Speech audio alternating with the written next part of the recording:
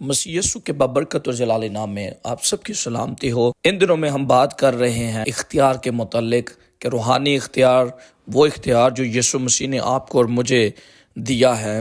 آج بھی ہم اس ویڈیو میں اختیار کے متعلق سیکھیں گے۔ اس سے پہلے کہ ہم اختیار کے متعلق سیکھیں، یہ 3rd ایپیسوڈ میں بات کریں، تو میں چاہوں گا اس چینل کو ضرور سبسکرائب کر دیجئے اور لائک کیجئے، شیئر کیجئے اور کمنٹ کیجئے۔ کمنٹ کر کے بتائیے کہ کس طرح یہ ویڈیوز، آڈیوز آپ کے لیے برکت کا باعث ہیں۔ جب ہم اختیار کی بات کرتے ہیں تو ہمارے ذہن میں قوت اور زور یا حکومت یا حکمرانی کا خیال آتا ہے۔ یاد رکھیں، اختیار کا مطلب ہے قوت۔ آج ہم بات کریں گے اختیار کیا ہے۔ اس ویڈیو میں ہم جانیں گے اختیار ہے کیا۔ یاد رکھیں، لوکا کی انجیل 10 باب 19ویں آیت میں لکھا ہے، دیکھو میں نے تم کو اختیار دیا کہ سانپوں اور بچھوؤں کو کچلو اور دشمن کی ساری قدرت پر غالب آؤ، اور تم کو ہرگز کسی چیز سے ضرر نہ پہنچے گا۔ سانپوں اور بچھوؤں کے متعلق بیان کرتے ہوئے یسوع مسیح ابلیس، شیاطین، بدروحوں اور اس کے تمام لشکروں کے متعلق بات کر رہے تھے۔ ہمیں جاننے کی ضرورت ہے کہ ہمیں ان پر اختیار حاصل ہے۔ کیا پہلی صدی میں خداوند یسوع مسیح کی کلیسیا کے پاس جو اختیار تھا، جس کی اس وقت ضرورت تھی، آج کی کلیسیا کو اس سے کم اختیار کی ضرورت ہے؟ ایسا سوچنا بے معنی ہوگا کہ ایسا نہیں۔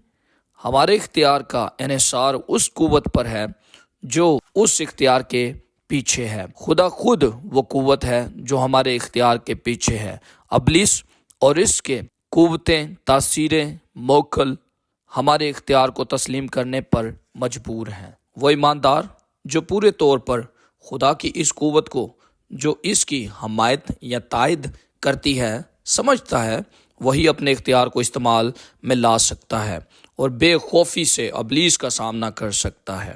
اختیار منتقل کی گئی قوت ہے۔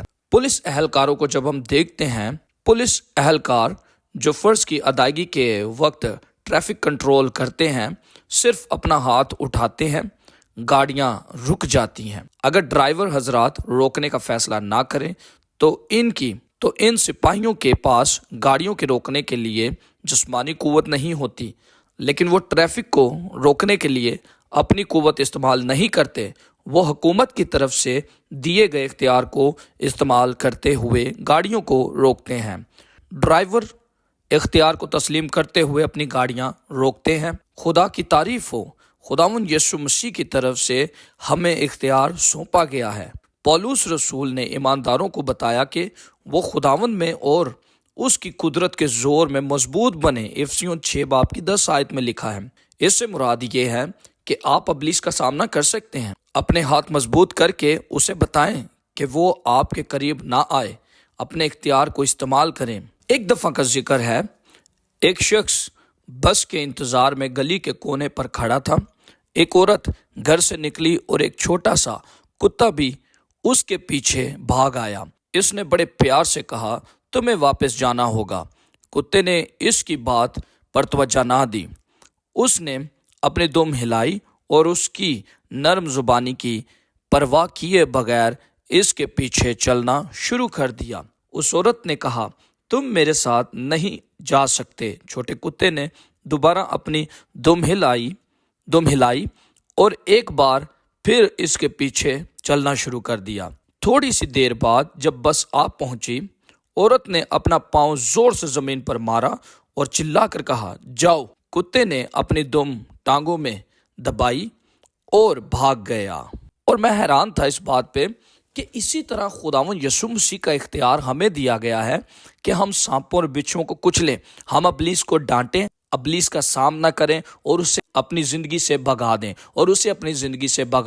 اور وہ سارے اختیار جو ابلیس آپ کی اور میری زندگی میں رکھتا ہے، آپ کو اور مجھے ضرورت ہے کہ ہم زور لگائیں اور اسے ڈانٹیں، تاکہ وہ سارا اختیار آپ سے اور مجھ سے اور ایماندار سے اٹھا لے اور یہاں سے دفع ہو جائے۔ آپ کو اور مجھے کہنے کی ضرورت ہے، اس اختیار کو آپ کو اور مجھے امپلیمنٹ یا اس پر عمل کرنے کی ضرورت ہے۔